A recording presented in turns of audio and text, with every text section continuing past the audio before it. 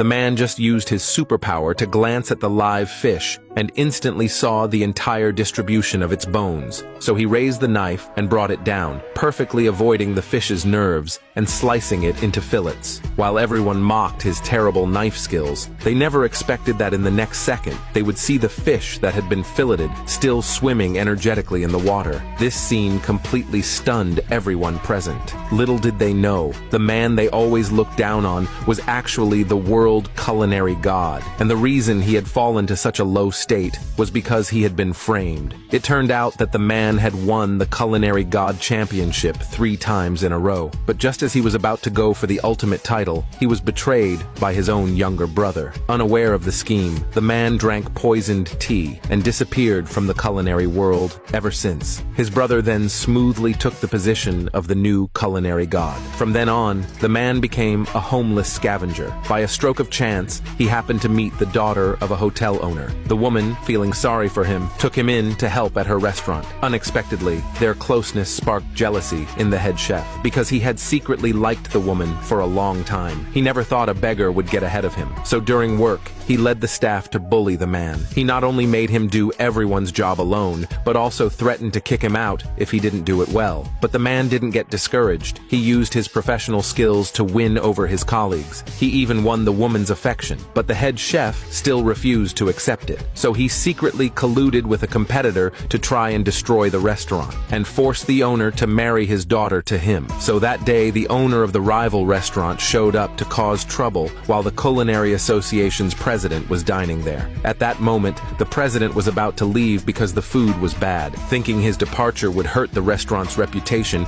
the woman became anxious. The woman's father, seeing this, asked the rival why he had to go against them. With those words, the rival dropped the act and revealed his intention. He bluntly said he just couldn't stand their family and came that day to shut down their restaurant. Then the rival invited the president to be the judge and challenged the owner. Best of 3 rounds. The loser must shut down. Soon, under the president's supervision, the contest began. The first round tested the chef's knife skills. The rival brought in a chef who claimed to have the best knife skills in the world. Seeing this setup, the restaurant's chefs were all terrified. None of them dared to step forward. As the rival pushed harder, the woman stepped up to compete, but she was insulted by the rival, who said a woman had no right to compete. He even tried to touch her inappropriately. Thankfully, the man stepped in just in time to stop him and volunteered to compete in the first round. Unexpectedly, the head chef objected, saying the man was just a worthless beggar and would only lose terribly if he competed. When the rival chef learned the man was a beggar,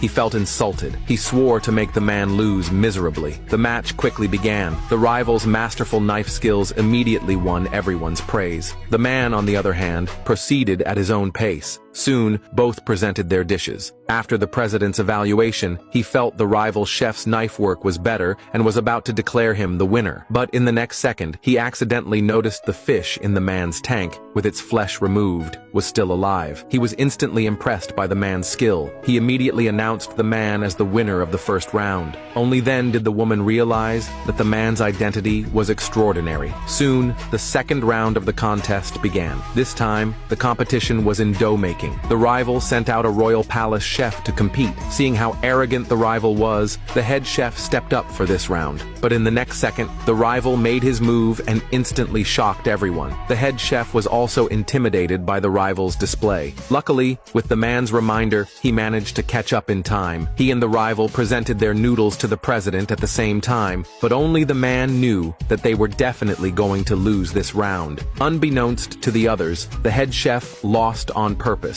And just like that, the rival won the second round. Now the match had reached the final deciding round. The score was tied at 1-1. In the next round, the dish could be anything. Each side would send one person to cook freely. The woman, knowing the man's true skills, planned to send him to compete. But this move was strongly opposed by everyone else. They believed he was just a beggar doing odd jobs and couldn't be trusted with the restaurant's future. But under the woman's firm insistence, the man confidently agreed to compete. Meanwhile, the rival sent out the disciple of the culinary god's younger brother. Everyone thought the man was bound to lose. The final round began quickly. Both started preparing sea cucumber and abalone soup. The younger brother's disciple saw the man copying his recipe and insulted him in front of everyone for having no shame. Little did he know, the man before him was the real culinary god. Soon, in the face of top-tier skill, the disciple began to panic. If he lost to someone who just did odd jobs, it would bring great shame to his master. So when the man wasn't looking, he used internal energy to destroy the man's dish. Everyone saw this and thought the man was surely done for. After all, there were only 2 minutes left in the match. What good dish could he possibly make in that time? Everyone urged him to just give up.